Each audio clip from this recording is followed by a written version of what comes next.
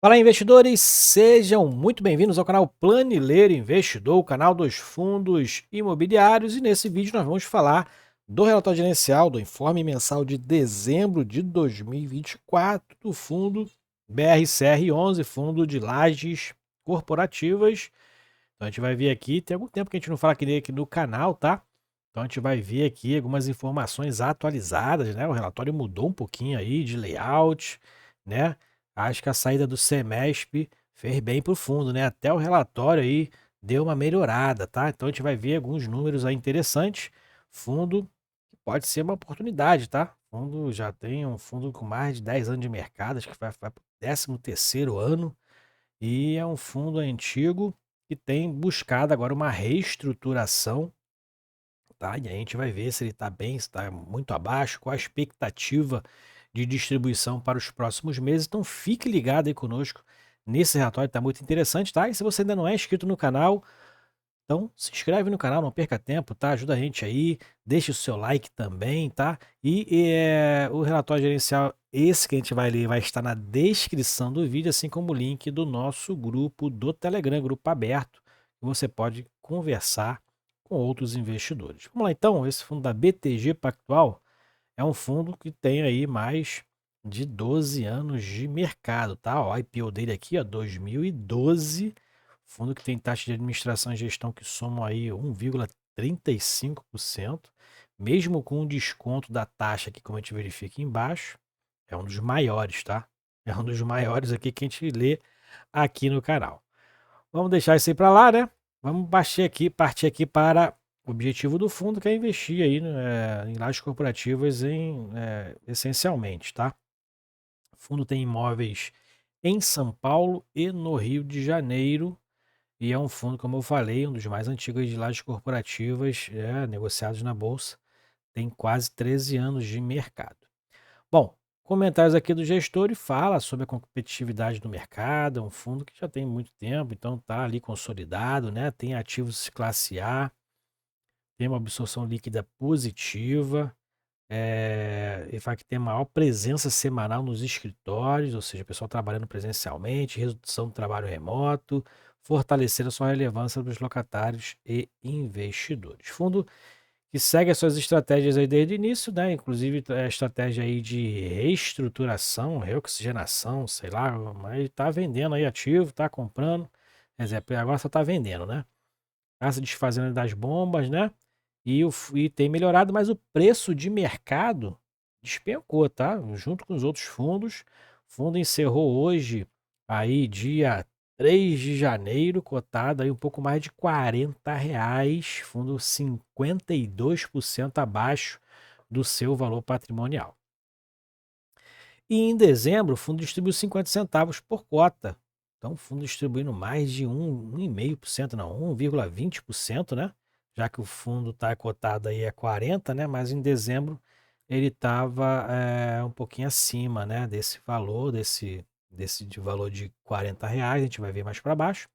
Dividend yield anualizado de 14,01%, isso considerando a cota de fechamento de novembro, tá? Porque esse informe, ele mistura a cota de encerramento de dezembro, cota de novembro, patrimônio de outubro, é uma bagunça.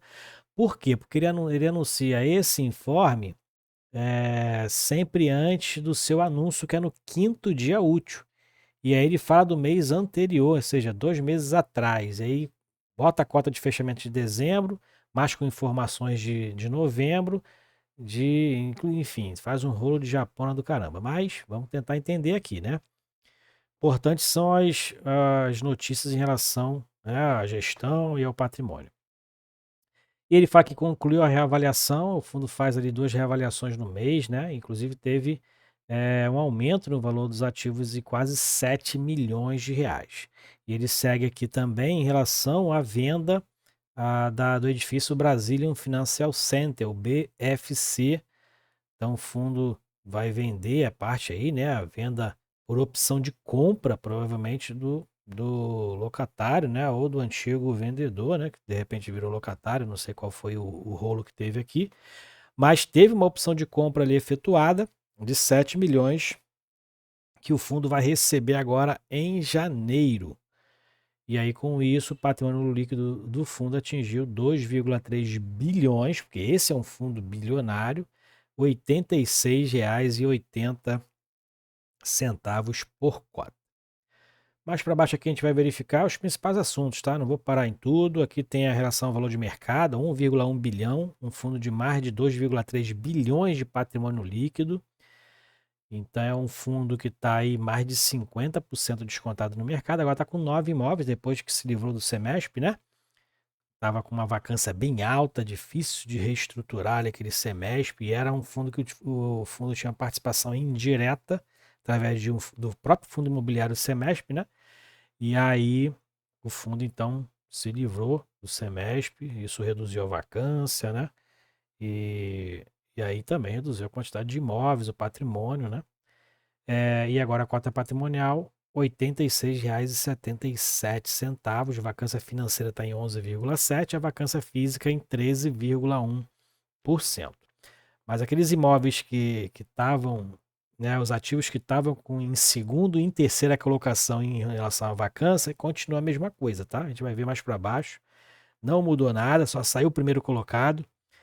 E aqui a gente verifica na distribuição que o fundo, desde da reestruturação, distribuiu 50 centavos por cota, dividend analisado aumentando, mas não se iluda, porque o preço de mercado caiu. O preço de mercado caiu, o dividend anualizado aumentou 14,10% atualmente. Aqui a gente vai verificar depois da reciclagem, né? Teve ali o preço de redução de patrimônio, né? Então, ajustando ali o valor patrimonial por cota, e teve uma redução do valor patrimonial, né, ao longo desses meses. E ele fala aqui que abriu em maio, após a amortização do semestre e reciclagem do portfólio, e em novembro pode-se observar mais recentes variações do patrimônio da cota do fundo. Então, a gente verifica, inclusive, aqui na evolução da cota e no valor de mercado, que o valor de mercado está caindo muito mais do que o valor da queda da cota patrimonial.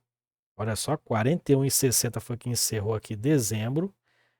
Hoje, aí, em primeira semana de janeiro, né, encerrou abaixo de R$ 41 e encerrou novembro a 42,60, né? Teve aquela onda, claro, a partir de outubro ali, a queda generalizada dos fundos, né? Depois de alguns anúncios aí do Copom, do aumento de juros, aumento, né, do risco de aumento de inflação, risco fiscal, o governo aumentando aí as despesas exorbitantemente, um risco muito grande, muitos investidores internacionais saindo, isso faz aí toda essa incerteza no mercado faz cair os papéis negociados, principalmente na renda variável.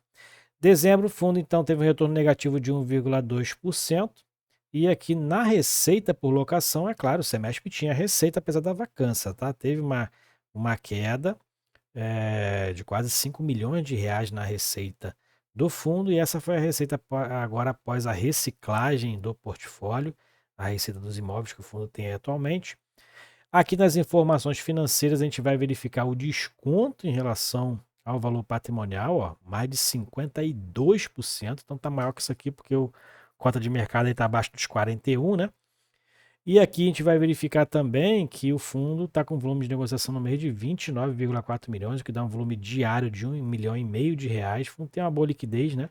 Porque essa liquidez aqui, é claro, é um valor que ele está negociando com cota de mercado 50% abaixo da cota patrimonial, tá? Se fosse ali próximo à cota, o valor de mercado próximo à cota patrimonial, o fundo estaria aqui, né, dentro da proporção, negociando em torno de 60 milhões de reais, com uma liquidez diária média de 3 milhões de reais, tá? Então, se uma proporção aqui rápida, né, a gente verifica que o fundo tem uma boa liquidez, né, mas o valor de mercado realmente está muito abaixo do seu valor patrimonial. E tem uma receita contratada de 16 milhões de reais, mais de 16 milhões de reais. E a realidade que a gente verifica aqui na DRE consolidada como um destaque é que a realidade do fundo, pegando aqui o fluxo financeiro operacional ajustado, é uma distribuição de 40 centavos, tá? O fundo tem aí usado valores de caixa, seja ele de distribuição acumulada ou de caixa geral, né?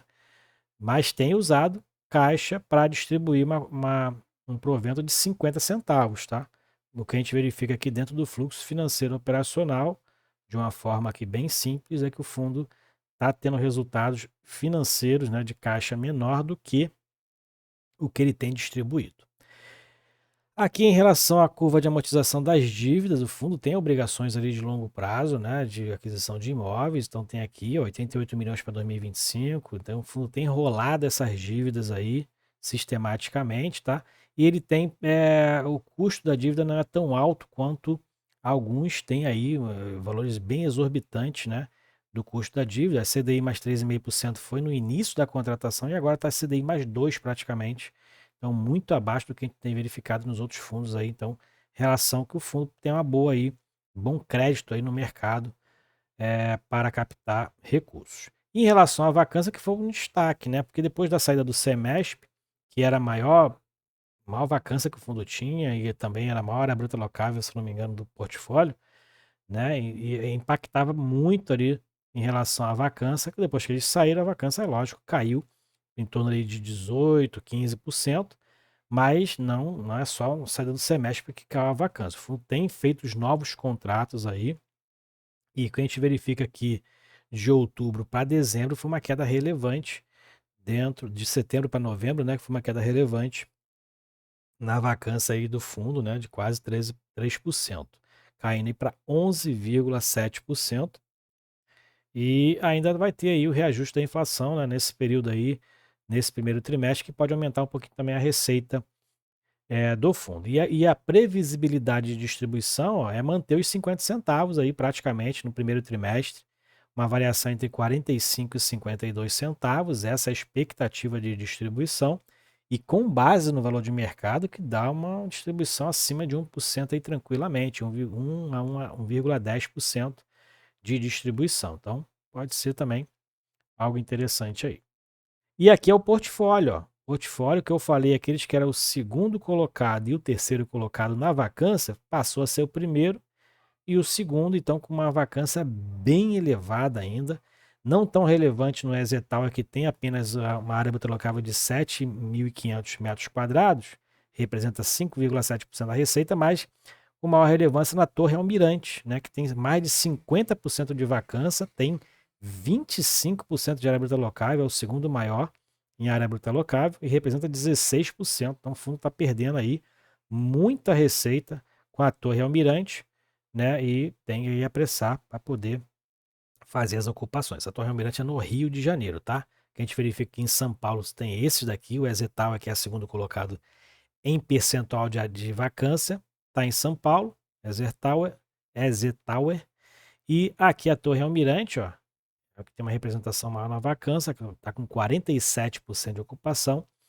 ela está aqui no Rio de Janeiro. E aqui no portfólio não tiveram alterações relevantes depois da reestruturação, né? A gente verifica que no Rio de Janeiro tem 40%, né, da receita contratada está no Rio de Janeiro, 60% está em São Paulo, e a maioria das suas receitas são de ativos classe AAA, né, de imóveis aí com uma classe um pouco maior, né? A gente verifica até pelas fotos aqui, né? São belos prédios e com localizações ali bem relevantes, né? Em áreas bem caras nessas regiões aqui, a Barra da Tijuca e aqui na área do centro do Rio de Janeiro ali, indo para a Zona Sul também. Então são posições estratégicas de algumas empresas. Dentro aqui a gente verifica também a receita contratada, né? Então tem 82% indexado pelo IPCA e 18% indexada pelo IGPM. E a maioria dos seus contratos são contratos típicos, quase 80% contratos típicos, que vence a maioria dos contratos, 62% só a partir de 2028. O fundo tem grandes empresas aqui dentro do seu conglomerado, né? Petrobras com maior relevância, 21%, quase 22% da receita vem da Petrobras, que dá um pouquinho mais aí de tranquilidade, porque está numa localização central do país, né? Diferentemente de regiões que explodem, né? E aí, que nem a gente vê Macaé, que agora está abandonada. Diferentemente disso, a sede, né? Ou a subsede da Petrobras está ali, também no Rio de Janeiro. E aqui são outros números aí de compra e venda de ativos do fundo, evolução da carteira. E agora a carteira do fundo está assim, ó. tem aqui 6 imóveis de propriedade direta e 3 imóveis de propriedade indireta, que representa 16% aqui, por exemplo, do Exetal, 16% do FII, né? O restante com participações integrais no próprio fundo, é o que a gente verifica aqui dentro aqui das distribuições do portfólio, beleza? Então é isso aí, informações atualizadas do BRCR11, parece que as coisas estão melhorando, só o preço de mercado que segue despencando, para quem quer um fundo de lajes corporativas aí antigo, né, renomado no mercado, pode ser que seja uma oportunidade para longo prazo, médio, longo prazo, uma melhora, né? O fundo começou a reestruturação dos seus ativos, pode ser que mude bastante, ou pode ser que ele encontre ali um norte, né? E aí encontre aí bons ventos e comece aí a desenvolver, e aí o preço de mercado vai refletir ali de forma bem substancial para quem comprar, né? Com o desconto que está agora, né? De mais de 50%. Beleza? Então é isso aí, deixe suas opiniões também aí nos comentários desse vídeo, espero que vocês tenham gostado, fiquem com Deus, até o próximo vídeo, tchau, tchau.